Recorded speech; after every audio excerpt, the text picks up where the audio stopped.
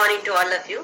Welcome to this beautiful, most attractive, gorgeous, most divine, holiest of the holy temples, which is within our own selves. My loving pranams at the divine lotus feet of my Guru, Papa Swami Ramdas of Anandashram, Kanjangad, Kerala, and my beloved parents.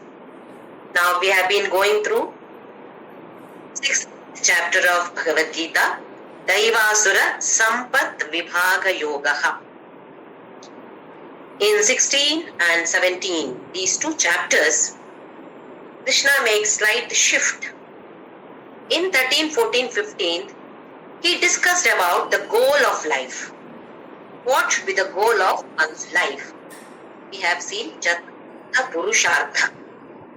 In that, Artha Kama, Dharma, Moksha. Artha, Kama, Dharma, these three come under the category called Preyas. Whereas Moksha comes under the category called Shreyas. So he said, initially it's okay. You have the Purusharthas of Artha, Kama, Dharma, etc. But as you mature, become older and older at least, then at least your goal should change to Moksha. What is Moksha?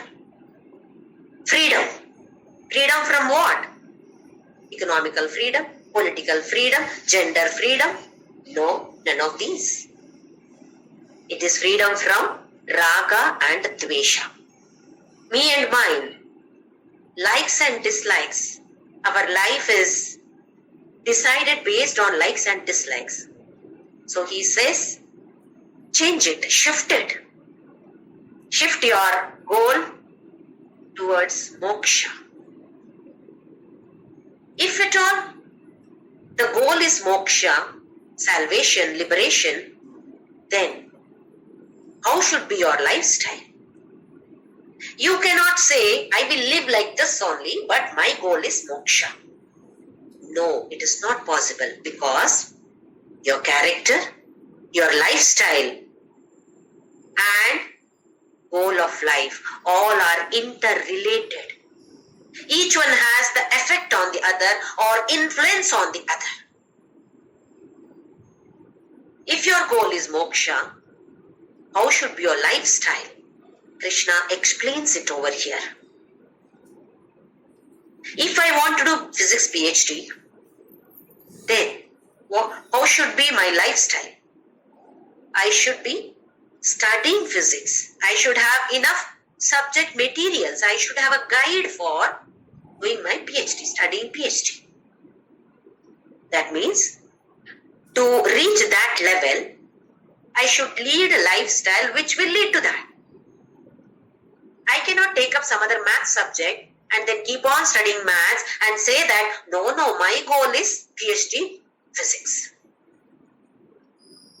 I will look like a joker if I say that. Goal is physics PhD. What am I doing now? I am studying maths. I am taking a guide for maths, but the goal is physics PhD. Isn't it? I will definitely look like a joker if I say that. In the same way, if I say that my goal is moksha, and if the lifestyle is not according to that, definitely we are all jokers then. In the same way, our swabhava, our guna, that decides our lifestyle. What do we mean by lifestyle? The type of friends that I move with, the time that I've got some free time, how do I spend that time? What do I watch on TV? What do I read? All these set my lifestyle. So if the goal is moksha, then lifestyle should be a certain way, in a certain way. What it should be, that is explained by our Jagat Guru, Sri Krishna Paramahatma. So we should try to follow that. We may not be able to follow it overnight. Within 15 days, month, 1 year, it may not be possible. But every single day, we should try so that we move towards it. If we don't try at all, then there is no point in having that as goal. We can have any laukika purikas. We can have any number of worldly desires.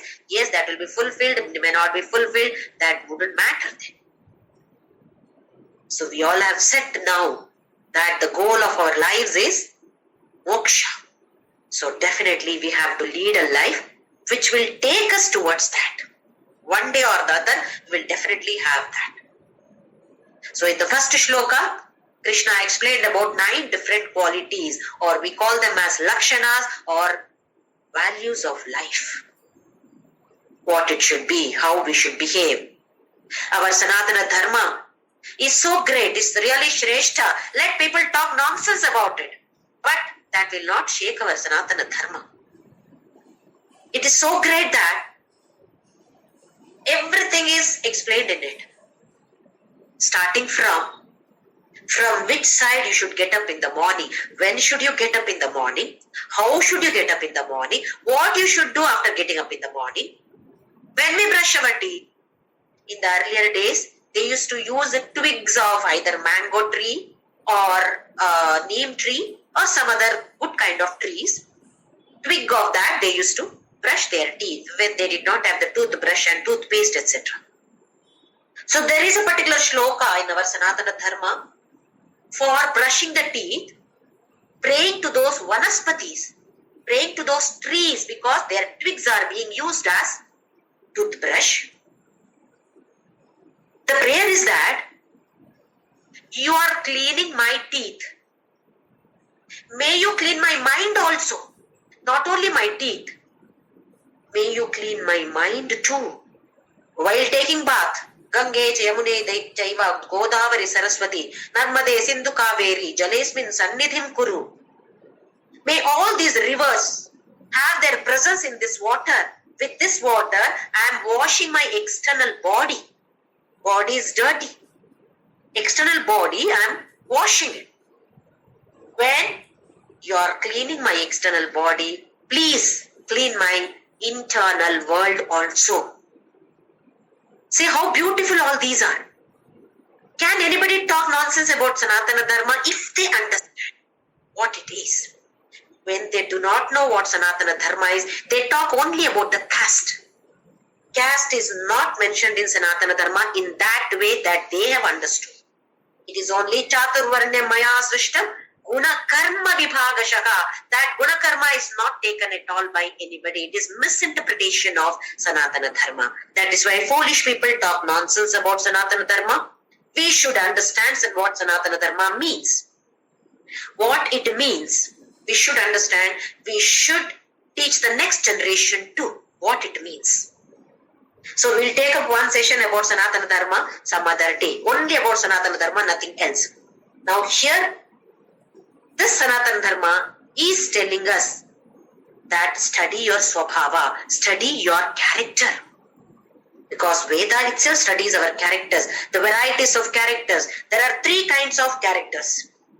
Rakshasa swabhava, Asura swabhava, Daivi swabhava. Rakshasa swabhava is based on Dvesha Pradhana, hatred. Hatred towards everybody, everything in this world, we hate. There are some people who hate. Why does it happen to them? Maybe various reasons. This is what they have carried from the previous birth, what we call as vasanas or samskaras. Or in their childhood, they did not have good childhood. People kept on abusing them. So all those anger was just kept inside. They could not express that. So today they are able to express it in the form of hatred towards everything. This is Dvesha Pradhana. Second one is Raga Pradhana. Attachment towards everybody. Most of us fall into this category. Attachment towards people, towards objects, towards situations. We may not harm anybody, but we will not grow spiritually. Dvesha Pradhana people, Rakshasi type of people, they have fall in the spiritual path, they fall down. Raga Pradhana people, they stagnate, neither grow nor they fall down. Whereas Daivi Sampat, Daivi Swabhava, if at all we have Daivi Swabhava, then we grow spiritually, go upwards. This is what is needed. So Krishna says, these both are sampat. Krishna has divided in this particular chapter only into two swabhavas. One is Daivi swabhava, another is Asura swabhava. If at all you have Daivi swabhava or Daivi sampat, he calls it as wealth. What do we consider as wealth? Our bank balance, how many flats, how many houses I own, how many properties I own, how much of jewelry I have, how much of jewelry in that is diamond and platinum. All these we consider as sampat. But Krishna or our Vedas, Puranas do not give a value to this kind of sampat. They say that, it says, the Vedas says that your sampat is your character. Your lifestyle is your sampat. What are your qualities? We have to do our self-analysis. So in the first shloka of 16th chapter, Krishna described 9 Swach qualities. Let us see in the second shloka, 11 more qualities he is going to explain and describe. Let us see that. Shloka number 2, chapter number 16. Ahimsa satyama krodhaga yaga shantirapaishunam taya bhuteshvalo luptvam martavam hrira chapalam. Ahimsa. Now in this, first one is ahimsa. Himsa is, all of us know, violence. So ahimsa is non-violence. When we have dvesha or raga, we become greedy. I should possess this, I should possess this. Then what happens? The greediness becomes so much that we don't mind going through the adharma path also. I must get this. By hook or crook, I must get this. What does it mean? I don't mind going out of this dharma also. I am following the dharma track only, but for this particular situation I want it, so I don't mind going out of the dharma also. I may take up the adharma path just to possess that. Once I am ready to go into the adharma path, I may go into this violence path also because I want to possess that. My attachment to that particular object or person is so much that I don't mind going through himsa also or violence. I don't mind using this violence, but I want it. That kind of attachment I have for that object or situation or person. When we say object, it means all these three. So, we may go into this himsa also. So Krishna says that is not the way. You should be using this non-violence. Then it should not be misinterpreted or mistaken also. It should be used in the right way. What do we mean by that? It should not be misplaced ahimsa. Where it is needed, where himsa has to be applied, yes, you must apply that. For example, police. What do? If there is a thief who has done something wrong, then they will use this violence. They will punish that person, may beat the person also. Himsa is needed there, otherwise that person will not understand. Judgment is given. Rigorous punishment in the jail. Why rigorous? Because unless that person is punished, unless violence is used, that person will not understand. Samadana Veda Danda at the end. So we must analyze the situation. Try all the different kind of right ways. If that is not applicable, if that is not effective at all, then only at the last we have to use that danda or himsa. It looks quite funny here because Krishna says ahimsa. On one hand he says ahimsa, on another hand he says, Arjuna, fight this war. It's a little confusing. How can Krishna, who is advocating for war, talk about ahimsa. This is confusing for us. It must be clearly understood that here Duryodhana is following the adharma path. What is the rightful right of Pandavas to have those their place, property? Duryodhana has not given them. It is their right to have, but Duryodhana is not giving. Krishna himself goes there for requesting Duryodhana, give them some small villages for each one, that is sufficient. Duryodhana said, no, I will not give at all. Then Krishna said, just a small property is sufficient so that they will construct one house for each one of them. 5 houses. How much property is needed? How much place is needed for 5 houses? You give them, that is sufficient. Duryodhana said, absolutely no. Not even inch of property I am going to give them. This is adharma. What was rightfully theirs was not given to them. This is adharma. So Duryodhana followed the path of adharma. That is why Krishna says, fight Arjuna. Krishna tried all the different ways to make Duryodhana understand that you are on the adharma path. Give them their, whatever is their rightful. Whatever is needed for them, you give them. Not even needed, whatever is theirs, that you give them. When Duryodhana said no, only then Krishna said, fight Arjuna. So it should be clearly understood. He has tried all the other possible ways. To give another example, in Ramayana, when Sita was kidnapped by Ravana, what did Rama do? Rama could have said, I am always follower of ahimsa. Ravana, you keep my wife Ravana, no problem. You enjoy with my wife. I will get married again or I will live like this only. But I will not fight because fighting means ahimsa. No, I am ahimsa premi. I follow only ahimsa. He could have said. Did he say that? Didn't he fight? He tried his best. He sent Hanuman. Hanuman went and told him, give back his wife. You will live, otherwise you will be killed. Ravana did not hear. Vibhishana told him, give back his wife. No, Ravana did not agree. So the last resort was only to fight. Ramayana war was fought because of this reason. Because Ravana refused to give back Sita. When Ravana followed adharma, Rama had to fight. Rama did not say, you keep your wife, I will not fight with you. I am follower of ahimsa. No, he did not say that. So where it is needed, one has to follow this himsa also.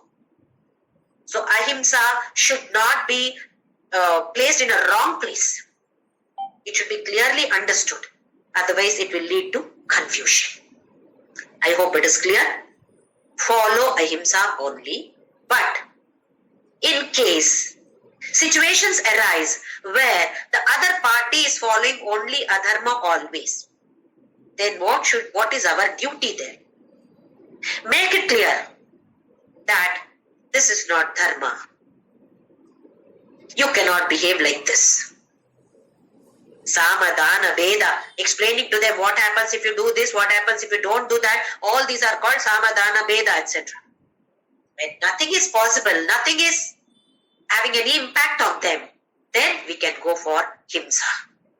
So this should be very, very clear to all of us. The next one is Satyam. Satyam is truthfulness or not telling lies. Here also, over Sanatana Dharma, there is a beautiful shloka. Satyam bruyat, priyam bruyat, na bruyat satyam apriyam. Priyam cha na anratam bruyat, desha dharma sanatanaha. Such wonderful shlokas about our Sanatana Dharma. Satyam bruyat. Speak the truth. Priyam bruyat. Speak whatever is pleasant. Na bruyat satyam apriyam. If that same truth is not liked, then you need not talk about it. If the truth is not pleasing, most of the time it is not pleasing. If it is not pleasing, then don't talk about it. This is what is said.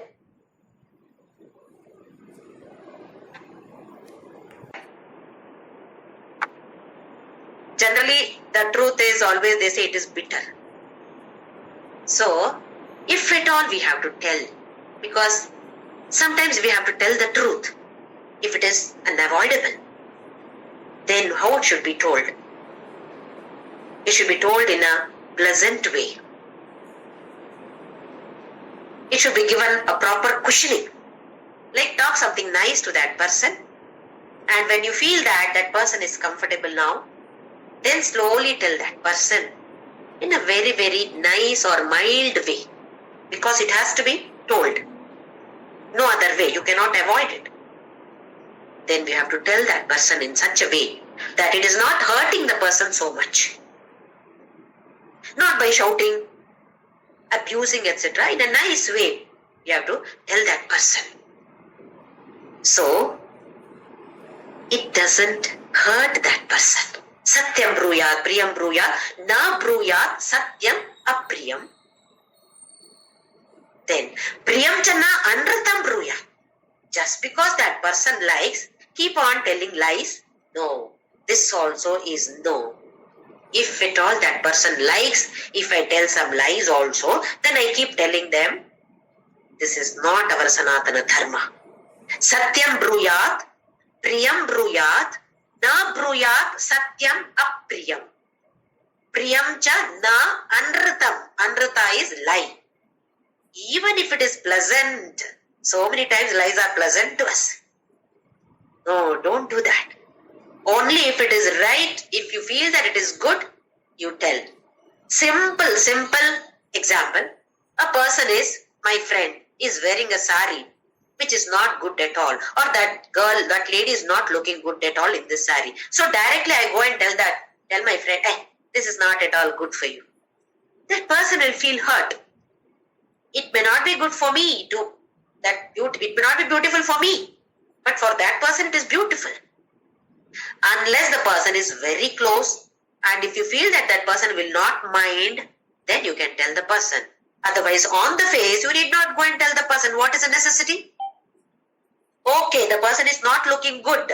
Keep it within. What is the point in telling that person and hurting the person? At the same time, if that lady is wearing something very not at all good sari, but just because that person is going to give me something if I praise, beautiful, you are looking beautiful. That is also not right. If that person is wearing a good sari, you feel that it's a good sari and you feel that that person is looking good, definitely compliment the person. Nothing wrong in it. Satyam bruyat, priyam bruyat, na bruyat, satyam apriyam, priyam cha na anratam bruyat. Desha dharma sanatana. This is the Sanatana Dharma. This is the Desha that which follows Sanatana Dharma. Nobody can destroy this. Next one is akrodha. Akrodha. Krodha is anger. Akrodha is not exactly not having anger, but controlling the arrived anger. Anger has come already, arrived already. How do I manage it? How do I handle it? When we observe some people, they are angry, they are expressing it by shouting, by abusing, by hitting, by kicking. Or some people cry when they get angry. Some people keep silent when they get angry. Different ways of expressing the anger. Please understand, hitting, kicking, shouting, all these are done through the body. Actually, body doesn't have anything to do with this anger. Anger is a state of mind, mental state. It has got nothing to do with the body. But since this anger is not being controlled or managed by me, I am expressing it through my body. So anger is only a state of mind. Dada Vaswani from Gujarat said that, burn your anger before it burns you. Burn your anger before it burns you. It will burn us anytime. Anger can burn us anytime. So we must burn that anger before it burns us. So it's a state of mind. We must be able to handle it properly. When there is knee pain, what do we do? What is a pain? It is giving a signal. Knee pain means it is giving a signal that knee is not functioning properly. Body part is not functioning properly. It gives pain. We get headache. Not functioning properly. Can I simply take one painkiller because my head is aching? I will take one painkiller? No, don't do that. Why? Because there are various reasons. I might have overeaten. What I have eaten is not digested, or I am constipated, or I have got cold or fever, or I have walked in the hot sun, or somebody kept on talking to me, so I've got headache. Isn't it? There are various reasons to get headache. You cannot simply go and swallow one painkiller just because I've got headache. It is giving you a signal. It is not functioning properly inside. It shows pain. Same way, anger is pain in the mental state. What is the root cause for this pain? That has to be analyzed by us. Nobody else can be the cause for our anger. We ourselves are the cause for our anger. This must be very, very clearly understood. If I am getting angry, we may say that it is because of this person that I am angry. No. It is my choice. It is my free will to get hurt by that person or not to get hurt by that person when that person abuses me. My choice. I can take it. I can simply take it back. Not mine. It does not belong to me. We know the story of Buddha also. Whatever I don't want to take as gift, I give it back. Give it back in the sense, let it go back from me. I don't want to talk. If somebody is abusing me, I'm getting angry. How do I control that? How do I handle the situation? All the words in the mind, you did not tell them. All the words that you have uttered for me, go back. Like how you throw a ball, it comes back. On the wall, you throw a ball, it will hit back, isn't it? In the same way, let it go back. This is how we can handle the anger, which is only a mental state, nothing else. It doesn't have any connection with the body unless I take that choice. I have selected that to abuse a person. Because I'm angry, I'm abusing a person. This is my choice. My free will, I'm using it in this way. So it has to be very clearly understood. Here, akrodaha is how we handle our anger. I may get angry, but I need not show it. I can handle it in a nice way. This has to be analyzed by all of us and try. Not that overnight we'll become an expert in handling the anger. But let us try, keep trying. Yes, I'm getting angry. How should I handle it? What does Bhagavadgita say? Like this we can analyze ourselves. Next one is Tyaga. Tyaga is, the moment we hear the word Tyaga, then we get, no, not for me. Tyaga is only for sannyasis. That is only external Tyaga. We can be within the family, but still have this concept of Tyaga, implement the concept of Tyaga. Not getting attached to anything. Able to renounce, able to move away without anything also. This is Tyaga. For example, house. Wow, we have a beautiful house. Thinking that it is my house, I get attached to that house. When I did the Graha Pravesham, how did I enter the house? I was having God's photograph in my hand. Because our Sanatana Dharma, wonderful Sanatana Dharma says that carry a photograph of God, then enter the house. This is the way to Graha Pravesha. Who entered first? God entered first. Whose house is that? It is His house. I am a co-existent with God. God, this is your house. I am going to exist with you here. You have given me this house for my usage. All the people, all the objects that I see around are your gifts for me. I have to make use of them in a proper way. Whether it is person, object, situation, everything is your gift, your prasada. I must use them all properly so that I move forward in the path of spirituality. Whatever gifts you have given, you can take back any time. People, objects, situation. I know I want this, but you want to take them back, take no problem. One fine day, we are going to leave this body also. The body to which we are so much attached. Attachment, you see how much it is? We take for photographs. Then, when we see the photograph, first we see ourselves. Am I smiling in this? Then enlarge it and see how am I, how my eyes are, how my mouth is my saree all right? Don't we see? Why? So much of attachment to this body is there. Somebody posts a photograph where I am closing my eyes, then I message that, why did you post this? I am closing my eyes in that. What happens if I close the eyes? Who's going to look at my eyes over there? But I am attached so much to my body. It should be so beautifully visible there, isn't it? One fine day, we have to do tyaga of this body also. If we have so much of attachment to the body, when Yamadharmaraja comes without any prior information, can we renounce this body? Easily? Pleasingly? Happily? No.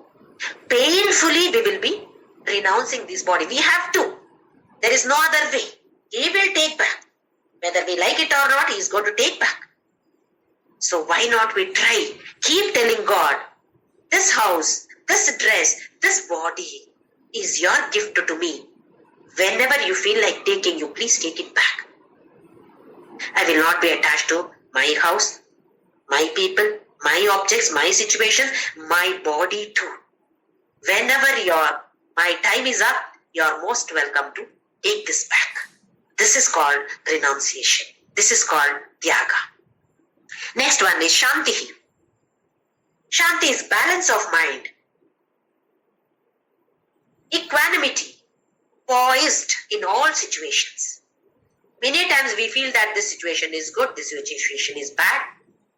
Are we able to handle them properly? Overexcited when something good happens, at the same time totally dejected and disappointed when we feel that that is bad. This is not the way. If you are a Bhagavadgita student, then slowly we must try. If it is too exciting, wow, like this, then think I should be balanced.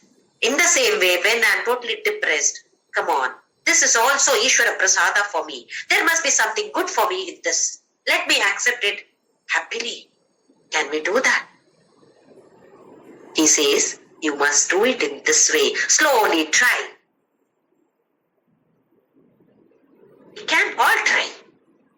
Every single day, either overexcitement or depression, both ways we must analyze. Am I able to handle the situations in a poised way, in a balanced way? Both should be equal. Can we try? Next one is apayishunam. Let us see what paishunam is. Most of us belong to this category of paishunam. Finding faults with others. Talking about the negative qualities of others. If at all you do something, somebody does something wrong, immediately you point out. A simple example. Having food. In rasam today salt is less.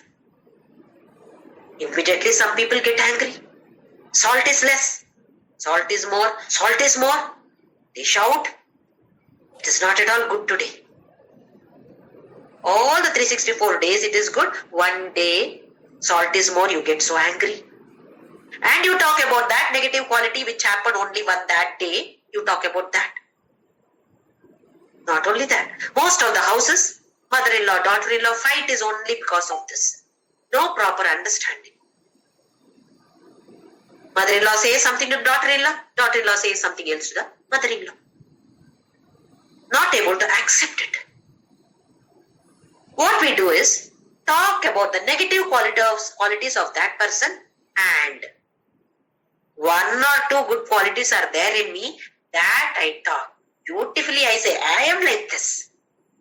Only one or two qualities, good qualities are there. All the rest are negative only. Whereas the other person may have many good qualities, one or two negative qualities are there, and I talk only about the negative qualities of that person and only about the positive qualities of me. Glorifying myself. This is called Vaishnava. Many of us belong to this category. We must come to this Apaishuna. Not talking about the negative qualities of others and not talking about the positive qualities of ourselves. This is extremely important for all the sadhakas. Let us not find faults with others. If they have done something wrong, okay. In case it is possible for us to tell them in a pleasant way, yes, we can tell them, not to hurt that person. About ourselves, any positive qualities, we can tell them if you feel that the other person is going to learn something from this quality. Only for that sake, not to glorify ourselves. So that is about Apaishana. Next one is Daya Bhuteshu. Compassion towards all. Compassion towards human beings, animals, plants, and all the other inert objects also, including our slippers. Simply throw the slippers like this and then enter the house. Till then, we needed that slipper to protect our feet from the hot sun. That moment, and throw it and go inside. Most of the houses outside you see, all the slippers are thrown around. Can't we keep them neatly? In one line. Why don't we follow some system in that? That is called Daya Bhuteshu. Compassion towards all bhutas here. Bhuta here, anything in this world is called as bhuta. Daya Bhuteshu aloluptvam. Loluptvam is controlling sense organ. Like now we have seen Damaha also. Damaha was in general all the sense organs. Aloluptvam is one particular sense organ. Not generally, particular sense organ. For example, tongue. Generally, we are very poor in managing this tongue, whether it is as a karmendriya or as jnanendriya. Eating, speaking, both are horrible. So when some sweet is kept there, my mind says, Jyoti, eat that. No problem, eat. 4 or 5 pieces, not one. At the stretch, minimum 5 goes inside. In spite of knowing that it is not good for my health. This is how mind controls that sense organ.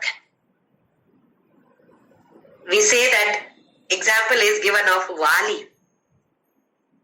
These sense objects are like Vali. You know Vali, Ramayana.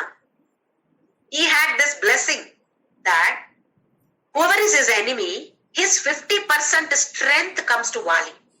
So Rama's 50% strength would go to Vali had he fought directly with him. That is why he did it from behind the tree. 50% of the enemy's strength would come to Vali. So all these sense objects are like Valis. Mysore pak is kept there. First of all, this organ has become weak. I am seeing that, eat. That object has got some strength. 50% of that strength has come here. Come on, eat. So I eat that. So aloluptvam is having control over that. Not general. In general, all of them together it is called as damaha. It is here. Not being addicted to any of these sense organs. Many of us are addicted to drinking coffee. I know most of you will shout at me now, "Ayyo, coffee, sapdakudada." You can drink, but not as an addiction. As soon as you get up in the morning, 1 cup of coffee. Without that filter coffee, Bandi doesn't move forward at all. It has to be there, isn't it? What kind of addiction is that? This is called loluptvam. So he says, aloluptvam. No problem, you can have coffee, not a big issue. Apart from the other things, let us have at least coffee, no issue. Next one is mardavam. Mardavam is gentleness, being polite. There are some people who are very rude. So he says, no, be polite to everybody. Mardavam. Then, next one is hri. Hrihi. Hri is a sense of shame in the right path. Many times, we do not do something wrong because somebody is watching us. Just to give an example, somebody gave me a chocolate and I am walking on the road. Chocolate is in my hand. I feel like eating the chocolate. So I simply open the wrapper and put that chocolate in my mouth. And what do I do with the wrapper? Throw it on the road. Because nobody is there around. If somebody is there around, then what do? I don't throw it because, hey, what is this? JYOTHI talks about so much about Bhagavadgita. Look at her. She's throwing that wrapper on the road. People will think of me like that. At least for that sake, I'll keep it in my bag and come back home and put it in the dustbin. At least for that sake of that sense of shame. I hope it is clear. Not otherwise shameful. It is a good kind of shame only. So that what will people think of me? At least for that, I will tread the path of dharma. Righteousness. So this is called hrihi, which is needed for us. In Durga Saptashati, Ya Devi Sarva Bhuteshu Lajja Rupena Samsthita Namastasyai Namastasyai Namastasyai Namo Namaha. Lajja. That kind of shame is needed. Lajja is needed. Otherwise, we'll go in the path of adharma also. At least because society is watching me. What should I do? I shouldn't be doing this. At least for that sake, we follow the path of dharma.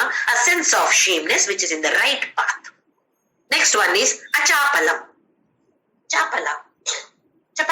Chapala we call it, is a kind of restlessness. In Kannada, there is one saying. They say that nalige chapala. The tongue is restless. So what does the tongue do? Either keep munching something or the other. Murku, something or the other should be there. Apart from breakfast, lunch, dinner, etc., this is something in between also. Keep on munching. Or keep on talking. It will not be at rest. Tongue is not at rest. Similarly here, achapala is not only tongue, mind is not at rest, sensory organs are not at rest. How do you know mind is not at rest? Keep biting the nails. You observe some people, keep biting the nails. What does it mean? Mind is not at rest. Digging their nose. Or keep shaking their feet, legs, hands. Pen is there, pencil. They keep listening, but like this, they keep biting that, chewing that. So something or the other likes body. It means that the restlessness which is there in the mind is overflowing to the body also. Not only at the mind, is so much that it is overflowing to the body. This is called chapalam. So achapalam is not doing anything like that with the body. Keep on shaking the hands or legs, or because some people keep moving, they have to keep on doing like this. You see some while chanting, they keep doing like this. Body has to keep moving forward and backward or keep doing like this. This is all showing that mind is not at rest. Next shloka, shloka number 3. Some more qualities. Tejakshamadrite shaucham adroho nati manita avanti sampadam daivi abhijatasya bharata. Tejaha. Teja, one is tejas. What we say, some people when you see, wow, what kind of tejas or aura. Around them, there is a beautiful aura. How? Because of the tapas that they have been doing because of their goodness. That is one thing. And another meaning is not being a victim of exploitation. Don't allow yourselves to be exploited by others.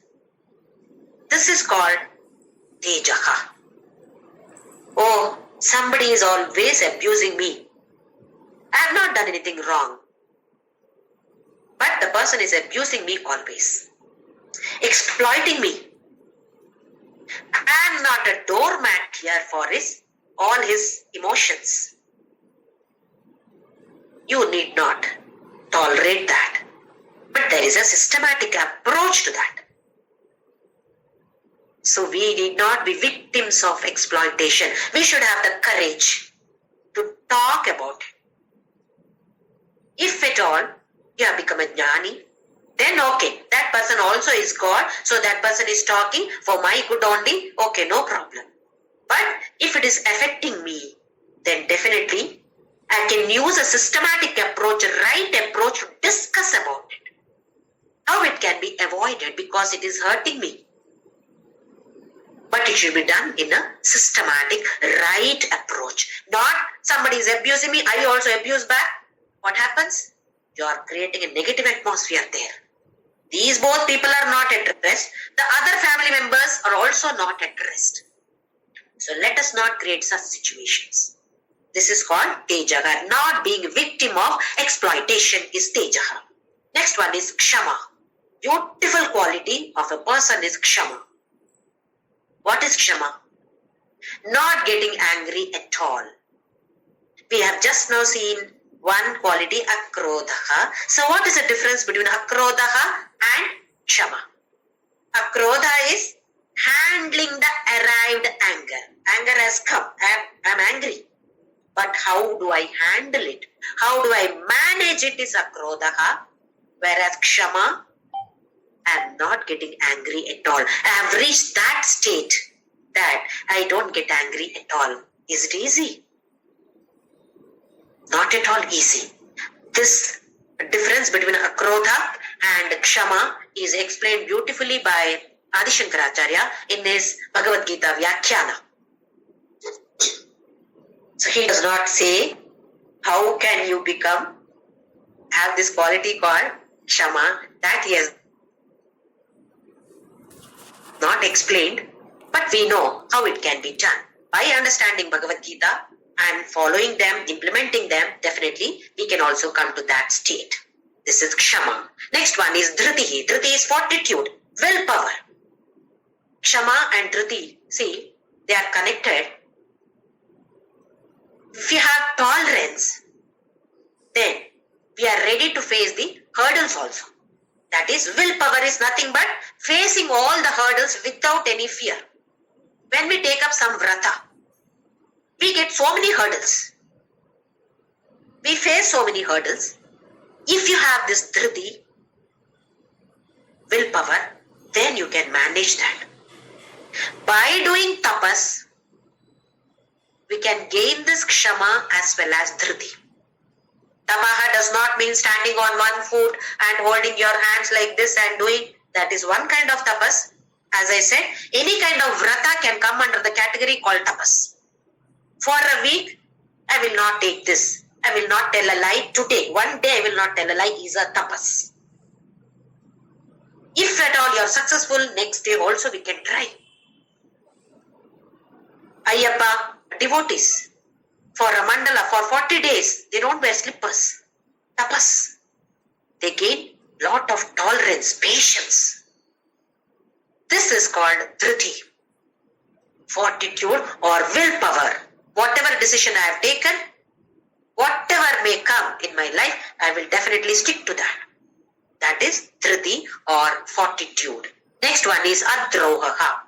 Adroha is not having intention of cheating others.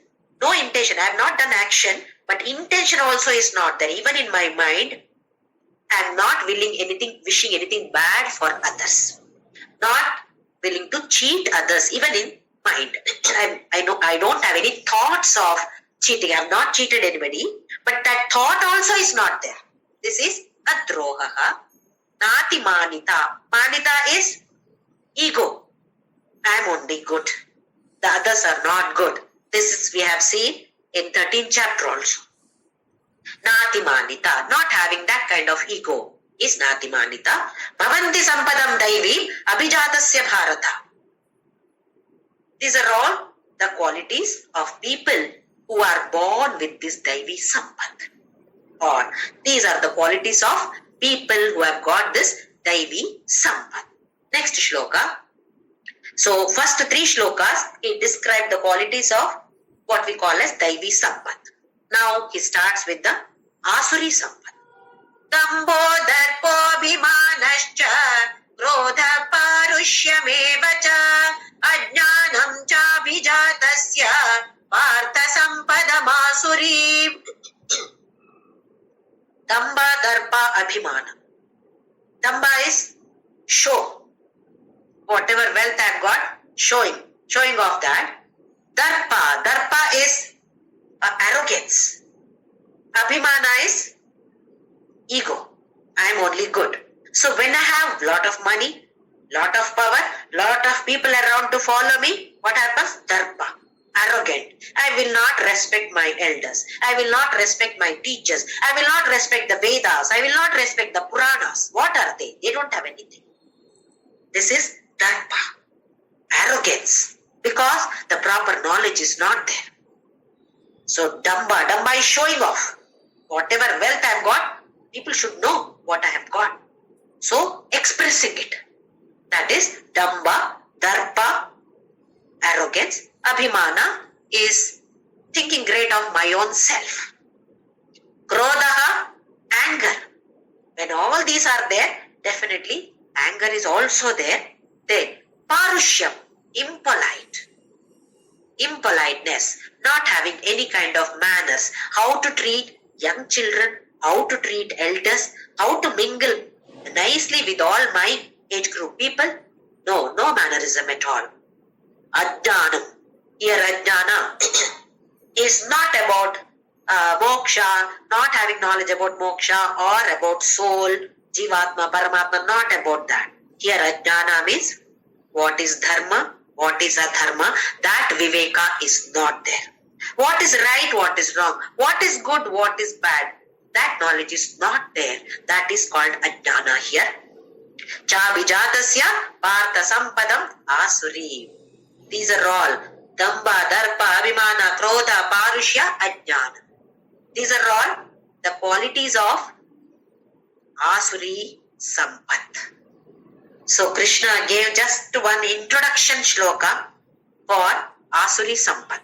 Later he elaborates. He explains each and everything later in so many shlokas. This is only a trailer. One shloka, he just introduced asuri sampat. Let us see what he says in the next shloka. Daivi sampad vimokshaya ibandhaya surimata mashu cha sampadam daivim abhijatosi pandava. Now he says, Daivi sampad vimokshaya. What do we get by having this kind of wealth? If you have Daivi sampad, then that will lead you to moksha. Daivi sampad vimokshaya. Similarly, nibandhaya surimata asuri. Asuri sampad if you have, it is nibandha, bandhana, bondage. You will have bondage with the people, with the object, the situation, with the world.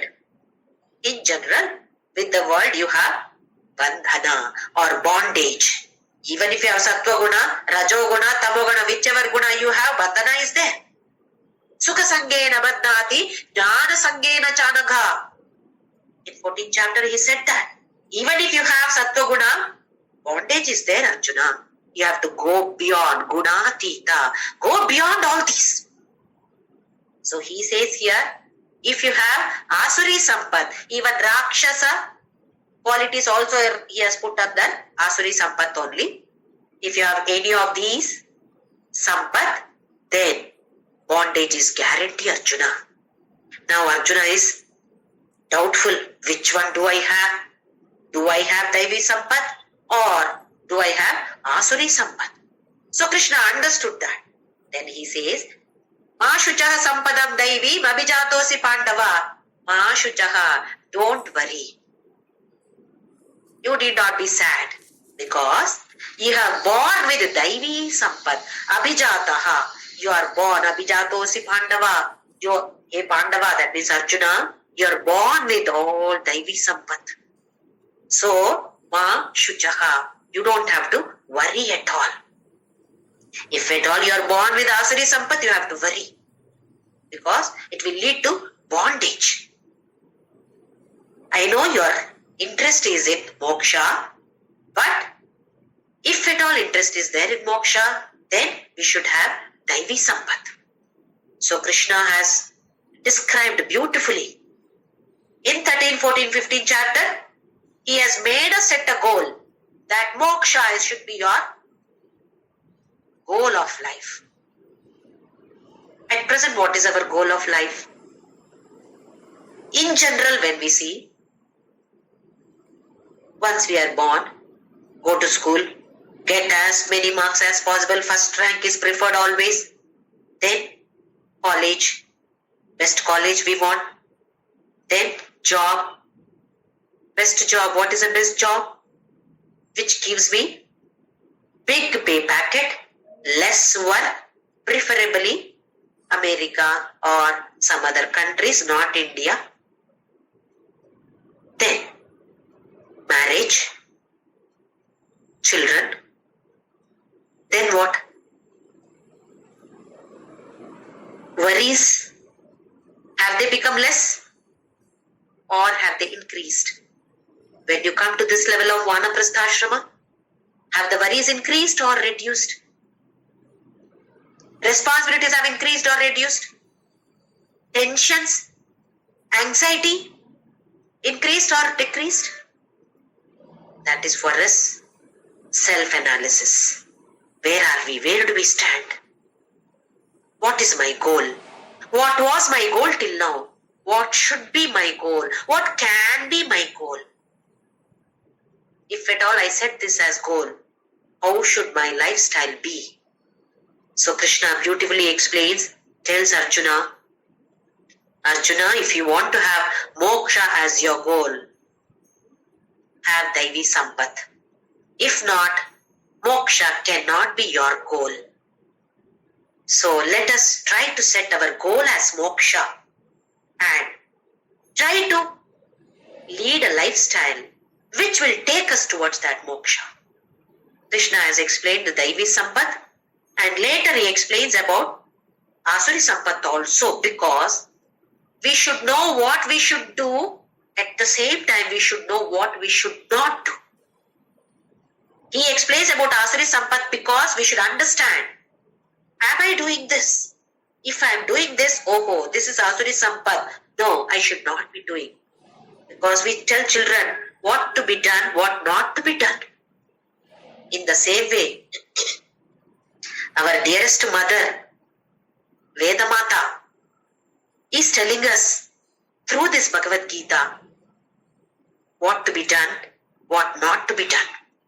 So we must understand all these and try to develop the qualities which will lead us towards this moksha, and try to avoid the qualities which will pull us down in the path of spirituality. Let us see what those qualities are. That is what is Asuri Sampat in the next class. Along with all these, as my Guru Papa has always advised everybody, chant, do Nama Japa. As much as possible. Whenever we are doing any work, we can keep chanting any name of God which gives us bliss. People are sending me the count, or to some other people. People who are not sending, please do send me the count.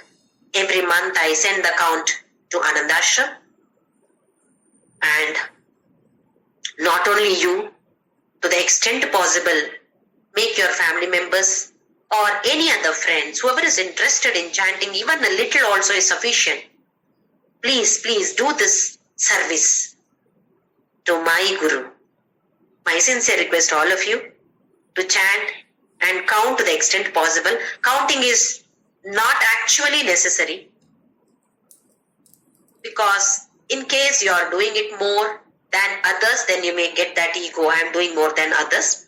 It is not for that, because sometimes it is needed to set a target. If you don't set a target, we will not do at all.